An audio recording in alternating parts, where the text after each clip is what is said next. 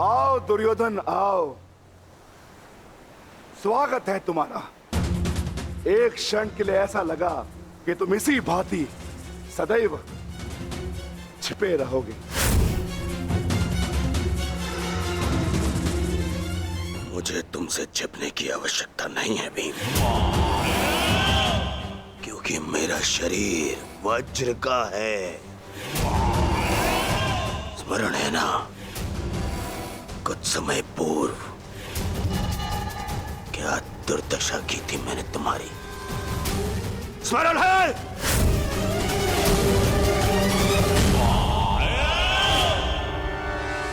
दुर्योधन सत्य कह रहे हैं विकोदर। दुर्योधन छिप नहीं रहे थे, वो तो जल साधना में लीन थे। ये तैयारी तो युद्ध से पहले की थी दुर्योधन, है ना?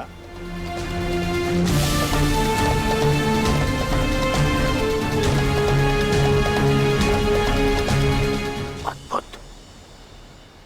एक बार फिर तुमने मुझे चौंका दिया। हाँ, मैं जल साधना कर रहा था जो मेरे गुरु बलराम ने मुझे सिखाया है।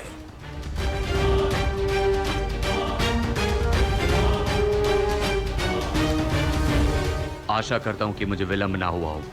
जो चाहे साधना कर लो दुर्योधन, परंतु आज तुम्हें मुझसे कोई नहीं बचा सकता। बड़े निश्चित हो मेरी मृत्यु को लेकर।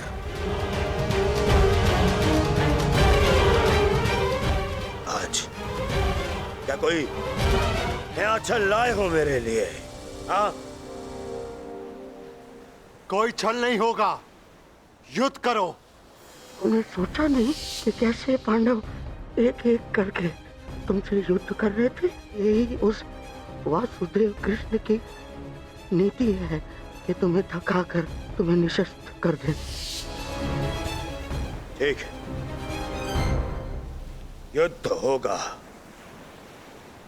परंतु एक बार में एक ही से होगा, और उससे होगा जिससे मैं चाहूंगा।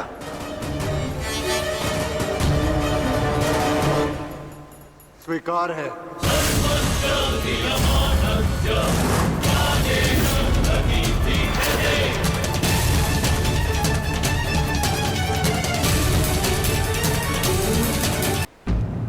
प्रश्न ये उठता है कि तुम युद्ध किससे करोगे? नकुल सहदेव से?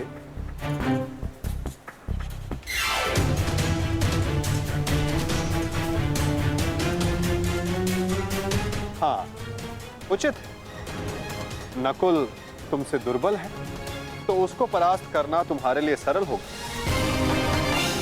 और सहदेव ने तो तुम्हारे मामा श्री का वध करके अपनी प्रतिज्ञा पूर्ण की है ना? किंतु ये चुनाव करने से पूर्व एक बात सदा स्मरण रखना दुर्योधन, कि नकुल सहदेव का एक प्रहार तुम्हारे 100 प्रहारों से अधिक स्मरणीय होगा, और नकुल सहदेव को तुमसे कहीं अधिक सम्मान मिलेगा। हाँ, कदाचित इस द्वंद्व में, इस महाभारत में तुम भले ही विजयी हो जाओ, किंतु सदा के लिए तुम अपना मान सम्मान और यश खो बैठोगे दुर्योधन।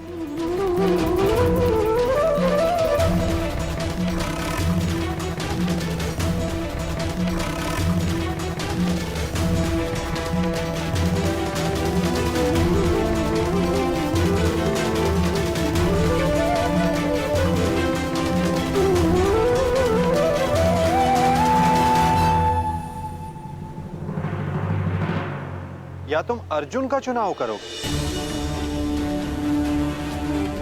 जिसने तुम्हारे मित्र का वध किया। किंतु फिर प्रश्न ये उठता है कि तुम धनुर्युद्ध चुनते हो या गदा युद्ध। यदि तुमने धनुर्युद्ध चुना तो तुम अर्जुन के समक्ष क्षण भर के लिए नहीं टिक पाओगे।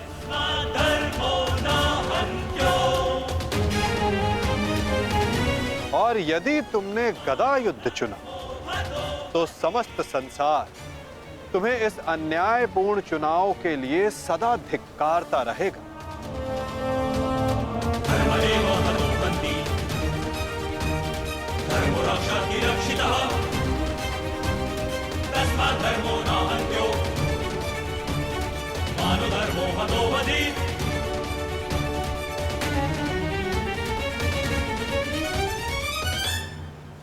हाँ, युधिष्ठिर को द्वंद्व के लिए ललकारना ये अवश्य बुद्धिमानी हो, क्योंकि यदि राजा को मारोगे तो सेना तो स्वयं परास्त हो जाएगी। किंतु ये बात स्मरण रखना दुर्योधन, यदि तुमने ऐसा किया तो समस्त संसार तुम्हें उस कायर की भांति स्मरण करेगा जिसने स्वयं से निर्बल को परास्त करने का विकल्प चुना। अब चुनाव तुम्हारा है दुर्योधन।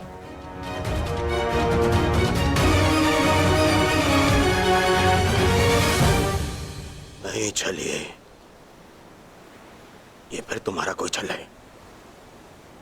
मेरा चुनाव केवल वो होगा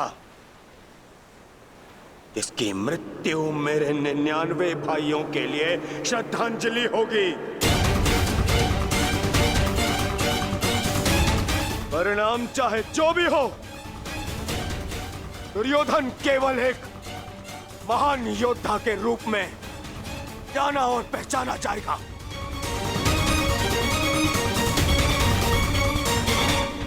मैं दुर्योधन द्वंद्व के लिए भीम को चुनता हूं।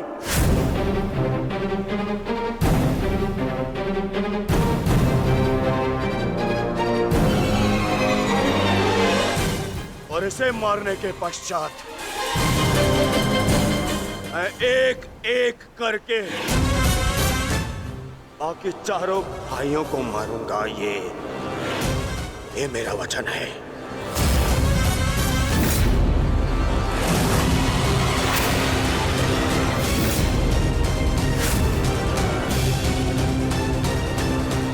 तो प्रतीक्षा किस बात की है दुर्योधन? अब समय ही बताएगा कि तुम मुझे मारकर अपने 99 भाइयों को श्रद्धांजलि दोगे या मैं तुम्हें उनके पास पहुंचा दूंगा।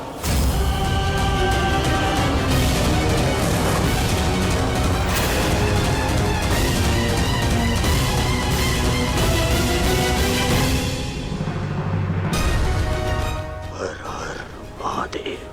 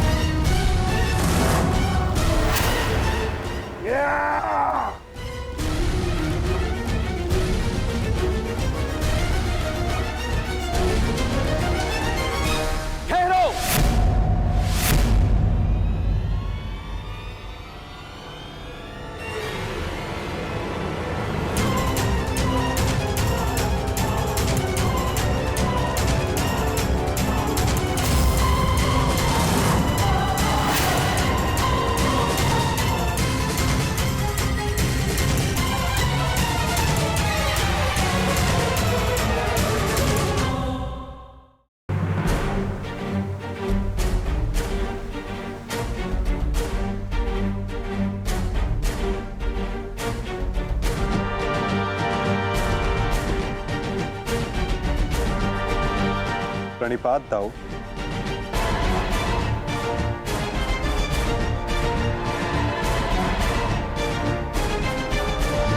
प्रणिपात गुरुदेव।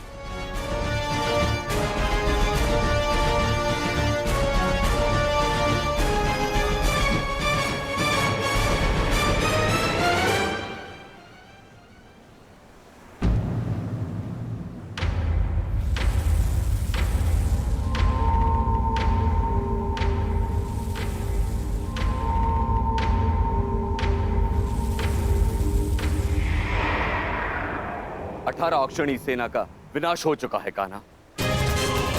आर्यव्रत के सभी महारथी काल के गाल में समा चुके हैं। अब और कितनी आहुति दी जाएगी इस युद्ध में कान्हा? उत्तर दो। बंद करो ये विनाश, बंद करो ये महाभारत अब।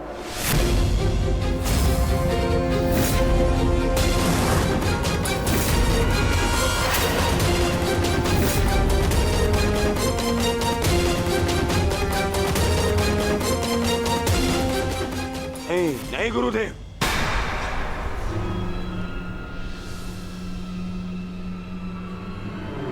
मैं इतना कुछ खो चुका हूं कि अब जब तक मेरा प्रतिशोध पूर्ण ना हो जाए ये युद्ध समाप्त नहीं हो सकता। और ना ही मैं अपनी प्रतिज्ञा पूर्ण होने से पूर्व इस युद्ध को समाप्त होने दूंगा।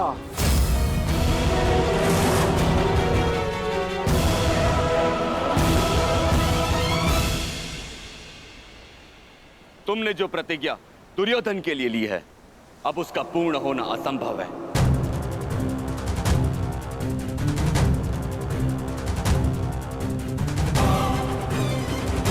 क्योंकि गदा युद्ध में कमर से नीचे प्रहार करना नियम के विरुद्ध है,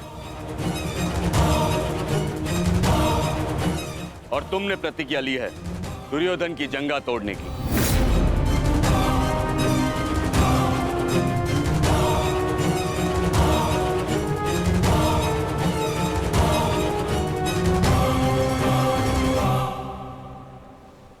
कैसी अनीति दाऊ! महामहिम भीष्म के बाणों की शैया पर जाने के पश्चात इस युद्ध में कोई नीति शेष नहीं रही दाऊ।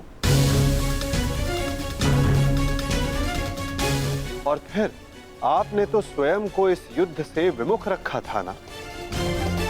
आप इस युद्ध में भाग नहीं ले सकते दाऊ।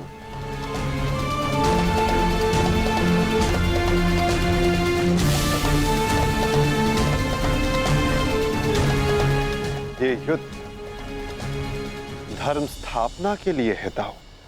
मैं यही तो देखने आया हूं कान्हा कि इस धर्म स्थापना की युद्ध में कोई अधर्म ना हो।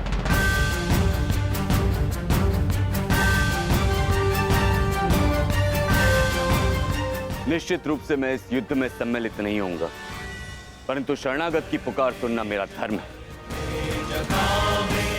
मैं नहीं चाहता कि कल को संसार ये कहे कि यदुवंश के कान्हा के होते हुए अधर्म हुआ।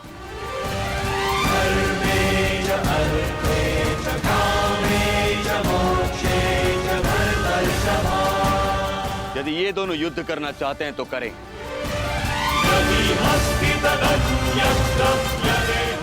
इस युद्ध का निर्णायक मैं बनूंगा।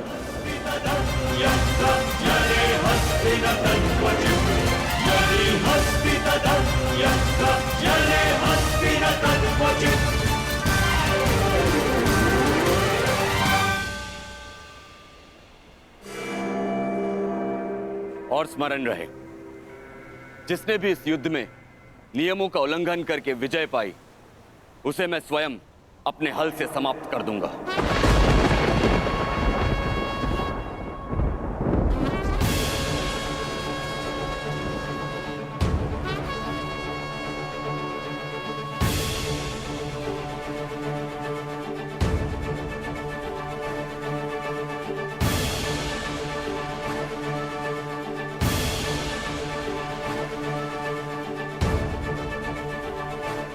नियम वही होंगे जो गदा युद्ध में लागू होते हैं।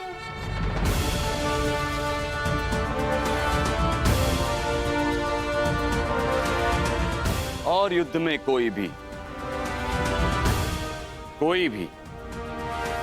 योद्धाओं के मध्य नहीं आ सकेगा।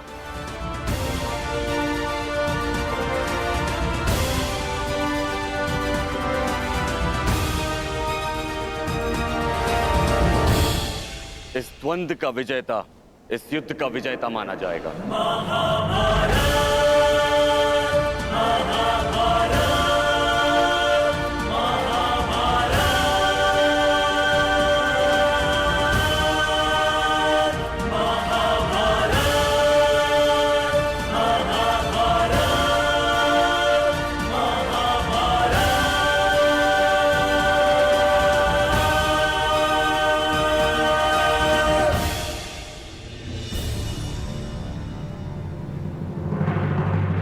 अब धर्म स्थापना का भार तुम्हारे कंधों पर है विकोदर।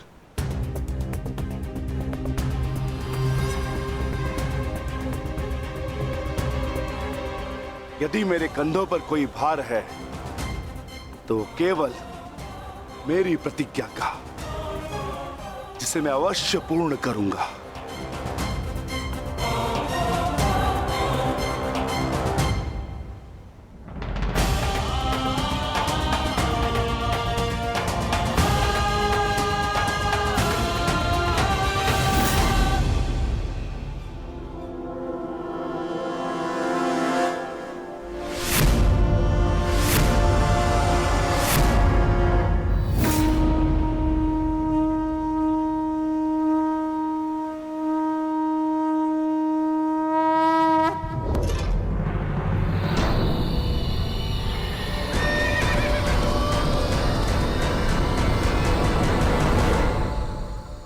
युद्ध प्रारंभ करो।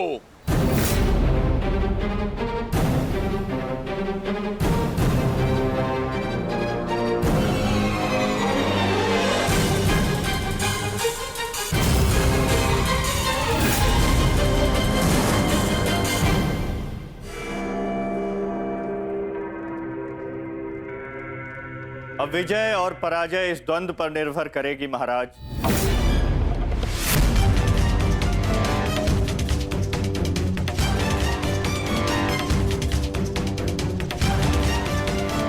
एक ओर प्रतिशोध है तो दूसरी ओर प्रतिज्ञा।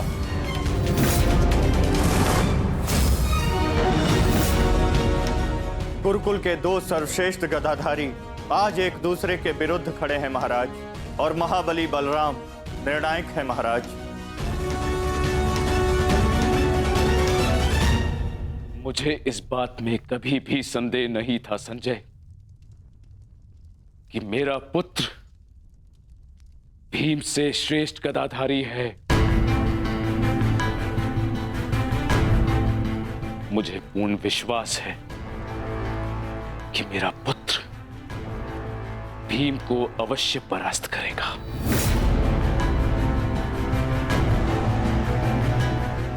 परंतु मुझे चिंता थी तो केवल वासुदेव की,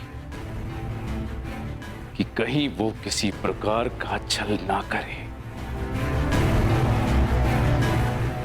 परंतु अब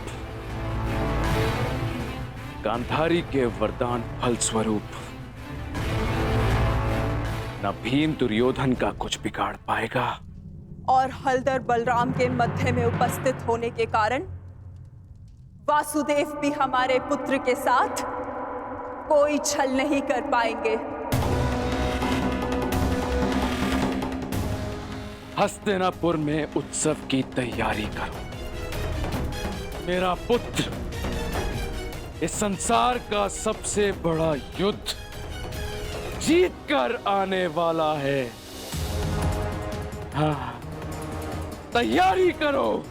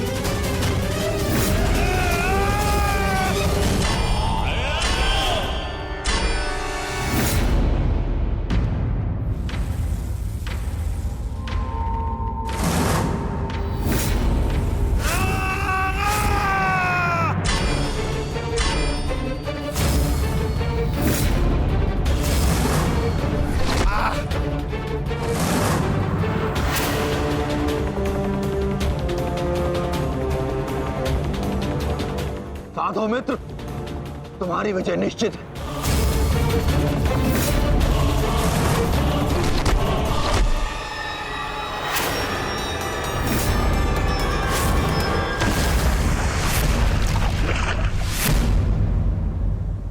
माधव, यदि ऐसा ही चलता रहा तो भीम दुर्योधन के आगे अधिक समय तक टिक नहीं पाएगा।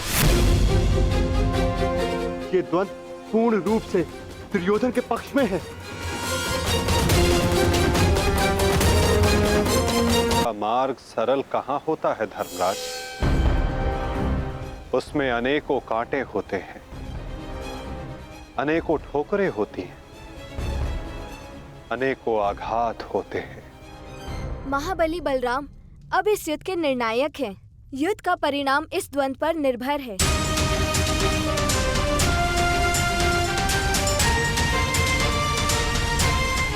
माधव, आप क्या यूं ही देखते रहेंगे?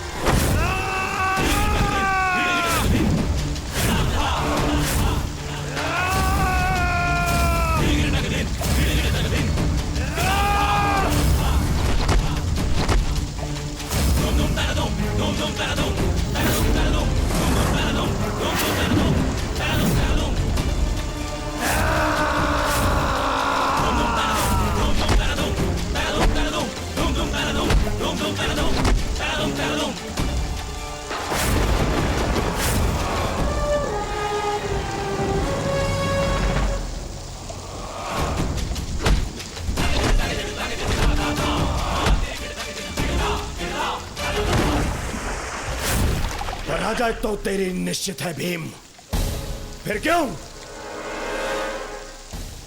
पराजय के साथ साथ मृत्यु का भी आह्वान कर रहा है?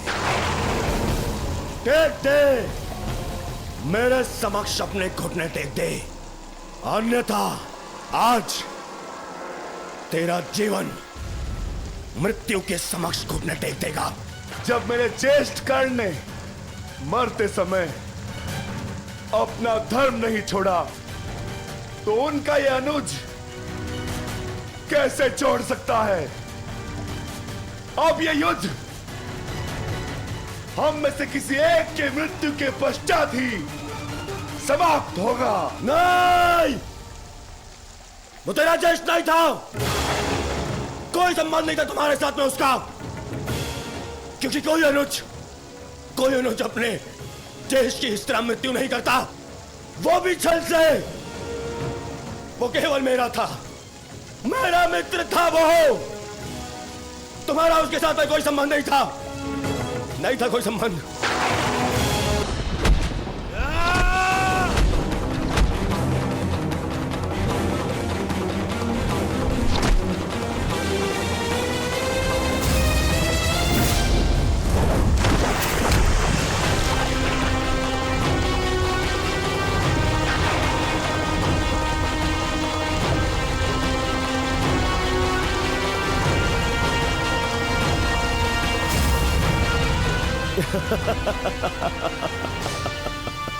क्यों पांडवों, आनंद आ रहा है?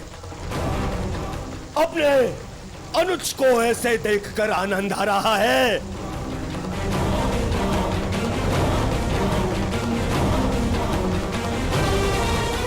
इसी के सहारे इस युद्ध में विजय प्राप्त करने का स्वप्न देखा था ना तुम लोगों ने? ऐसा दिलाएगा ये तुम्हें विजय? हाँ, देखो कैसे निरी लाचार धरती की गोद में धंसा हुआ है ये।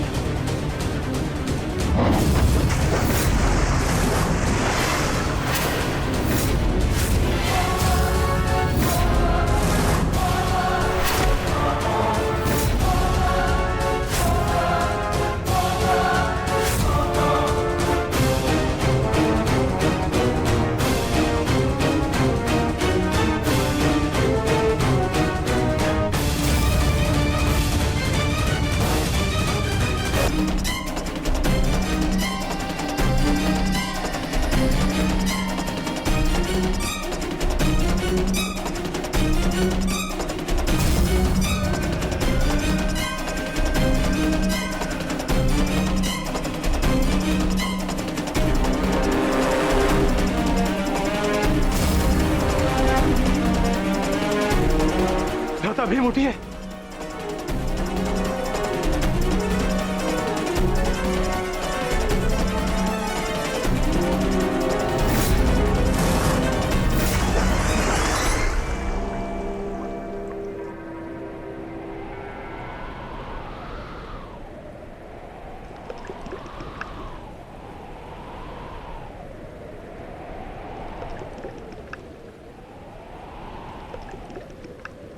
उठिए भ्राता भीम, उठिए भ्राता भीम, उठिए भ्राता भीम।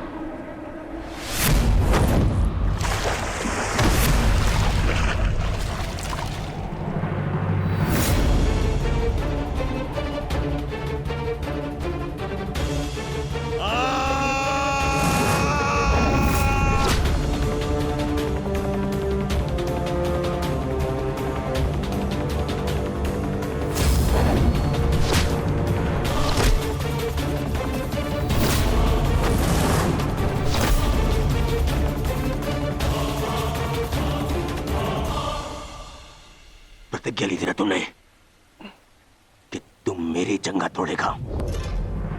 आज मैं प्रतिज्ञा लेता हूं, तुझे मारने के पश्चात, उन पांडवों का वध करने के पश्चात, उस 5 पतियों वाली पांचाली का पूरे कुरु सभा के बीच फिर से वस्त्र हरण करूंगा और अपनी इसी जंगा पर बिठाऊंगा।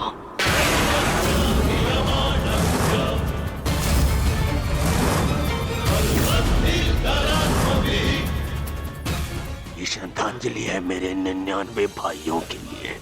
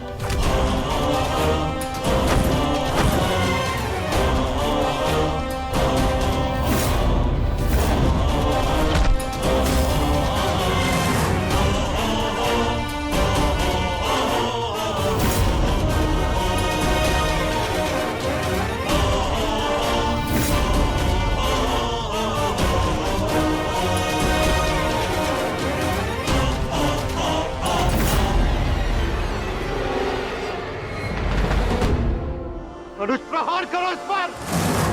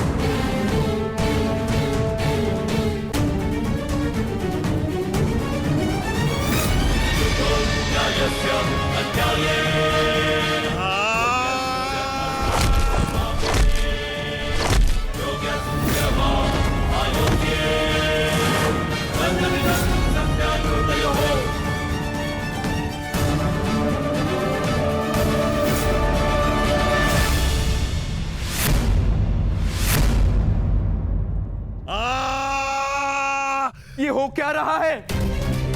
स्वयं स्वयं महाबली बलराम के होते हुए इस प्रकार नियम का उल्लंघन कैसे हो सकता है? बलराम को कुछ करना होगा। ये छल है बॉस।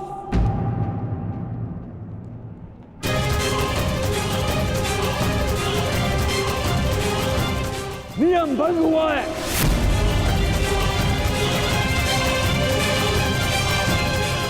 रुक जाइए दाऊ। आपने कहा था कि जो नियम भंग करके विजय प्राप्त करेगा तो आप उसे दंड देंगे, किंतु अभी जय विजय का निर्णय नहीं हुआ है दाऊ। आप भीम को अभी दंडित नहीं कर सकते।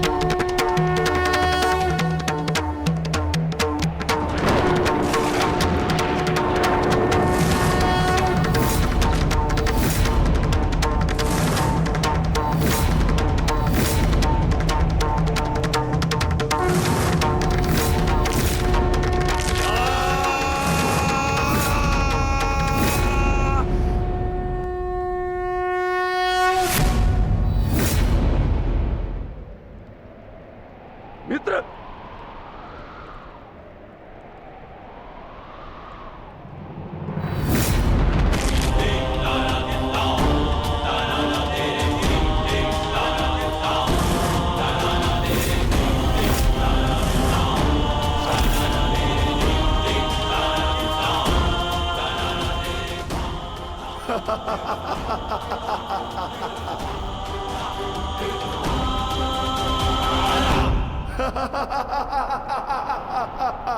अंत हो गया, अधर्म का अंत हो गया।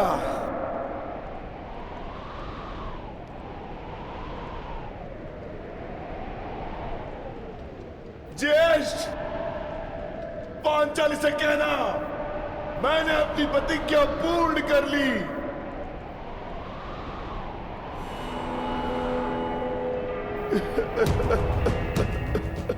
मैंने अपनी प्रतिज्ञा पूर्ण कर ली, पूर्ण कर ली, पूर्ण कर ली। ये 100 हाथी के बल वाला भीम 100 भ्राताओं का हत्यारा बन बैठा।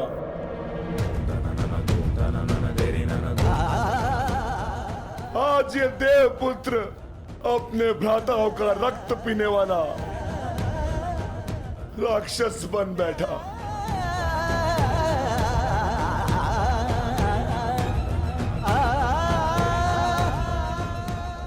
मैंने अपनी प्रतिज्ञा पूर्ण कर ली पांचाली।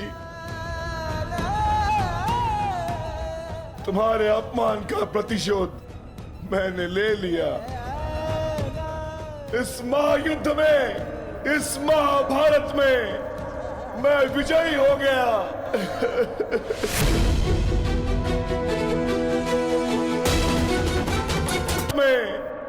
मैं विजयी हो गया। परंतु आज स्वयं को हार गया ये वृकोदर भीम। हार गया ये वृकोदर भीम।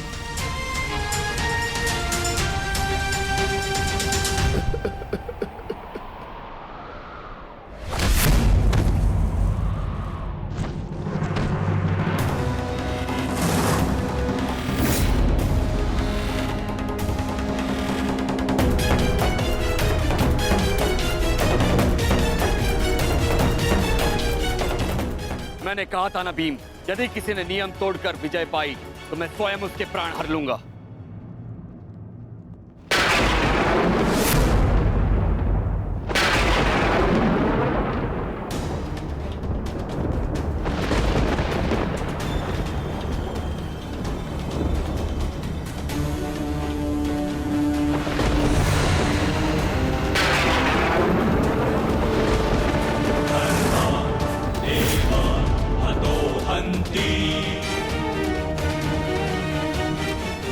तुमने दुर्योधन की जंगा पर प्रहार करके द्वंद का नियम तोड़ा है भीम। अब मैं तुम्हें जीवित नहीं छोड़ूंगा। धर्म स्थापना के लिए यह आवश्यक था और मेरी प्रतिज्ञा पूर्ण होने के लिए भी। माधव ने मुझे मार्ग दिखाया, परंतु यदि माधव के ज्येष्ठ मुझे यम के मार्ग पर भेजना चाहते हैं तो मैं उसके लिए भी सच्चा हूं। श्री बलराम। हाँ बलराम, अंत कर दो इस दुष्ट का। ये हत्यारा है। इसने मेरे 100 पुत्रों की निर्दयता से हत्या की है। जिन पांडवों ने मेरे वंश के वृक्ष की जड़ों को काटा है, काट डालो उनके वंश के वृक्षों को। ये क्या अनर्थ हो गया महादेव। आपके दिए गए वरदान के पश्चात भी ये माता अपने पुत्र, अपने दुर्योधन को उस कृष्णा के छल से नहीं बचा पाए। ये कैसा न्याय है आपका। इसने 100 पुत्रों के गर्वित पिता को पुत्रहीन कर दिया। इसने एक अंधे के सभी स्वप्नों को अंधकार में डाल दिया।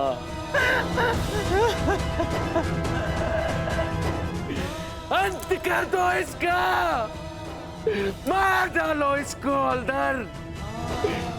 यदि मुझे कोई तर्पण करने वाला जीवित नहीं तो इनका तर्पण करने वाला भी शेष नहीं होना चाहिए। जाइए दाऊद।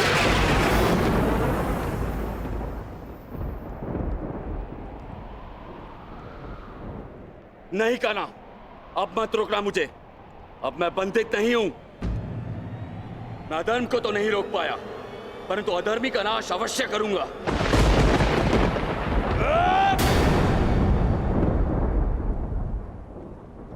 किंतु अधर्म कहां हुआ है दाऊ?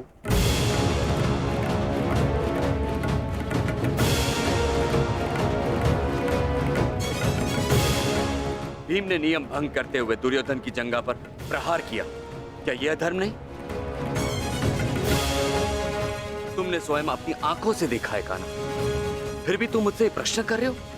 हाँ दाऊ, क्योंकि ये प्रश्न उचित है।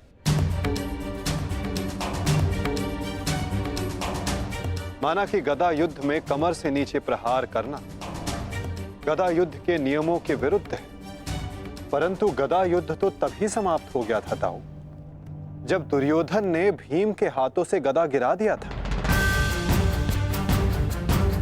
किंतु उसके पश्चात क्रोध के कारण दुर्योधन निहत्थे भीम पर निरंतर गदा से प्रहार करते रहे। क्या यह उचित था दाऊ?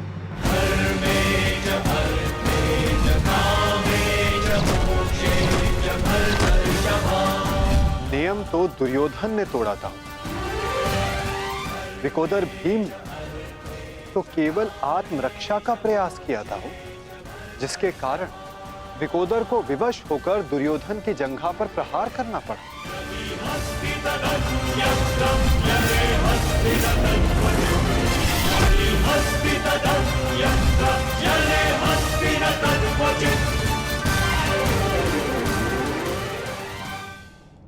और दाऊ, स्मरण रहे, नियमों को भंग करना तो दुर्योधन ने प्रारंभ किया। दाऊ, जब दो योद्धा आपस में युद्ध करते हैं तो वो एक दूसरे को उकसाते हैं, किंतु किसी की कुल वधू का मान मध्य में लाना और उसका अपमान कर क्षमा योग्य नहीं होता है दाऊ। आप क्या चाहते थे दाऊ? कि दुर्योधन इस युद्ध में विजयी हो जाए और पांचाली को अपनी जंघा पर बैठा।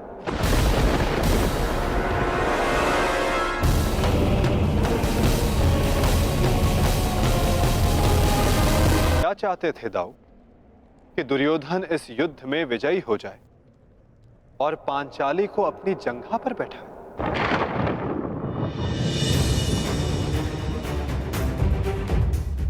क्या ये नियम होता?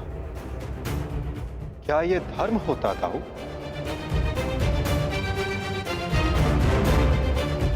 यदि ये दोनों युद्ध करना चाहते हैं तो करें। इस युद्ध का निर्णायक मैं बनूंगा। और स्मरण रहे, जिसने भी इस युद्ध में नियमों का उल्लंघन करके विजय पाई, उसे मैं स्वयं अपने हल से समाप्त कर दूंगा।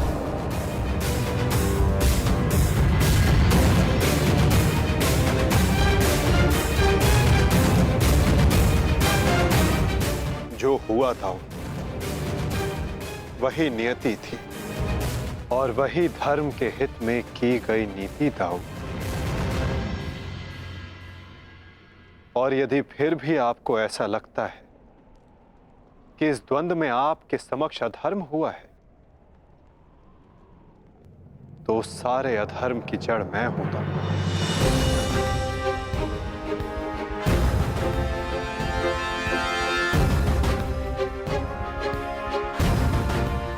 तो पहले मेरा संहार कीजिए दाऊ। मैं इस दंड के लिए प्रस्तुत हूं।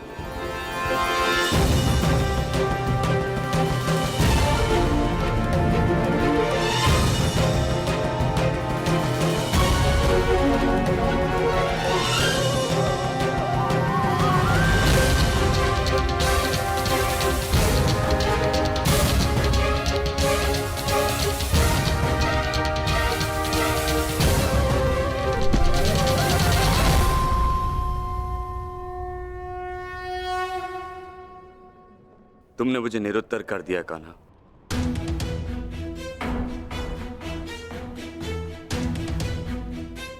परंतु निराश मैं अभी भी हूं। भले ही दुर्योधन हार गया, परंतु मेरी दृष्टि में आज भी वो मेरे पश्चात संसार का सर्वश्रेष्ठ गदाधारी रहेगा।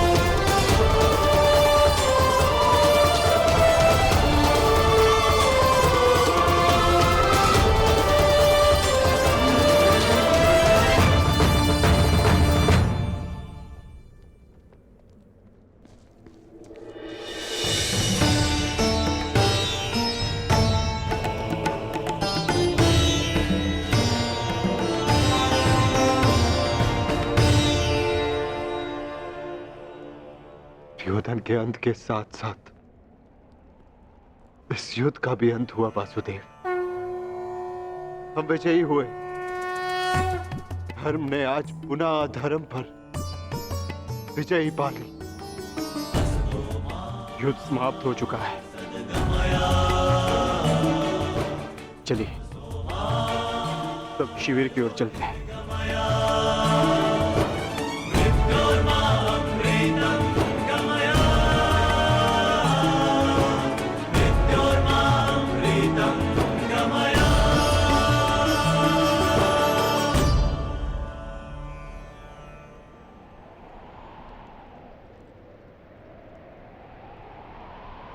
युद्ध अभी शेष है धर्मराज।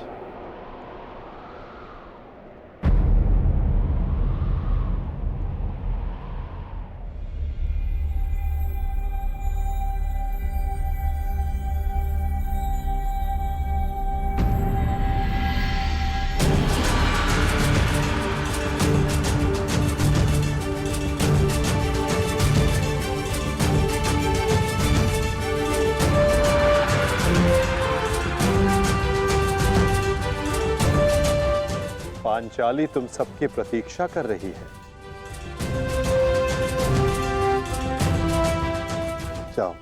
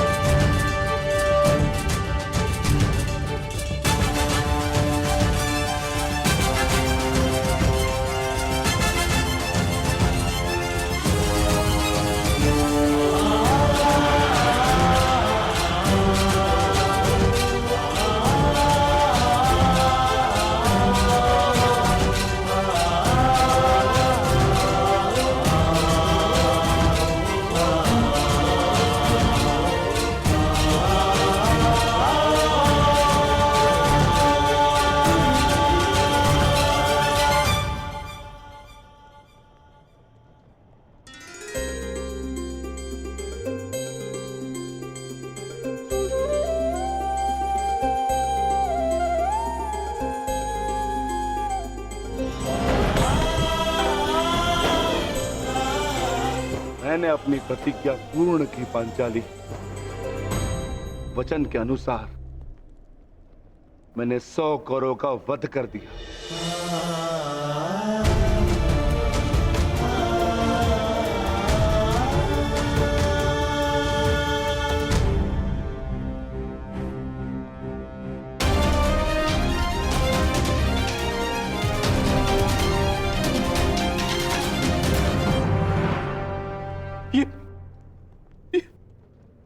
ये क्या हो गया मित्र? कृतवर्मा, देखो देखो मेरे मित्र की क्या दशा कर दी उन्होंने। ये सब उस वासुदेव का किया है। यादव हूं, परंतु गर्व है कि कौरवों के लिए लड़ा। और आज वासुदेव ने छल से दुर्योधन की जैसे छल से अंगराज कर्ण का वध करवाया वासुदेव ने। और आज मित्र उठो मित्र, हमें युद्ध जीतना है मित्र, हमें युद्ध जीतना। हमें पिताश्री और मित्र कर्ण की मृत्यु का प्रतिशोध लेना है मित्र। उठ जाओ मित्र, उठ जाओ मित्र, तुम मुझे छोड़ के नहीं जा सकते मित्र। उठो मित्र, मित्र उठो, उठो।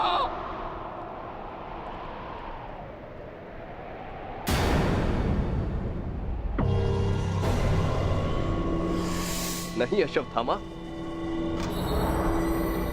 हम ये युद्ध हारे नहीं हैं अभी।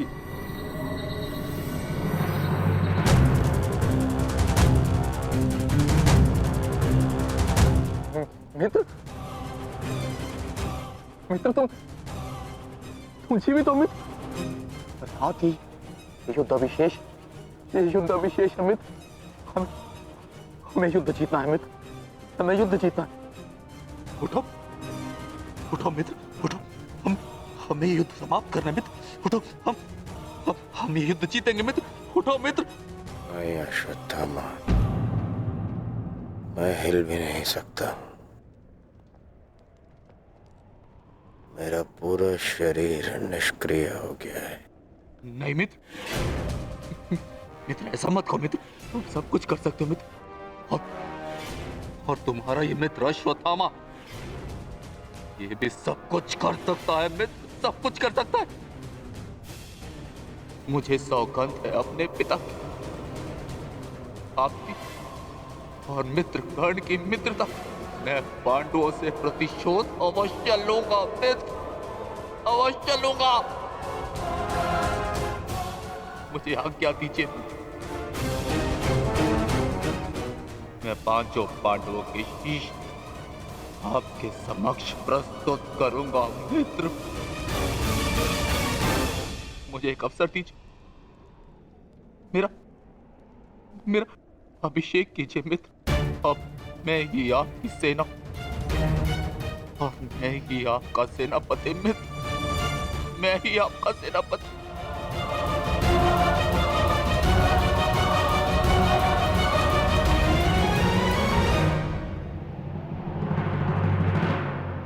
जाओ अश्वत्थामा,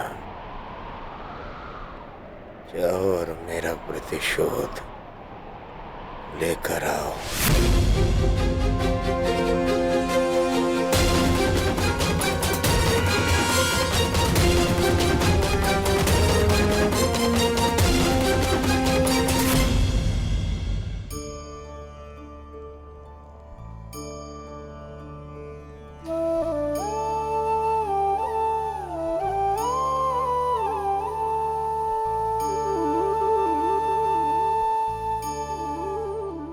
अब समय आ गया है सखी, तुम्हारे पतियों ने अपनी प्रतिज्ञाएं पूर्ण की।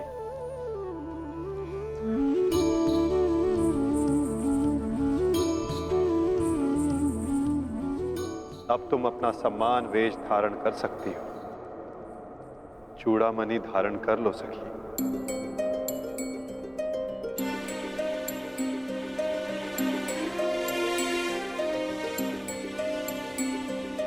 कुमारी चापि पांचाली वेदे मध्यात् समुत्थिता सुभागा दर्शनीयाङ्गी स्वसिताय तलोचना।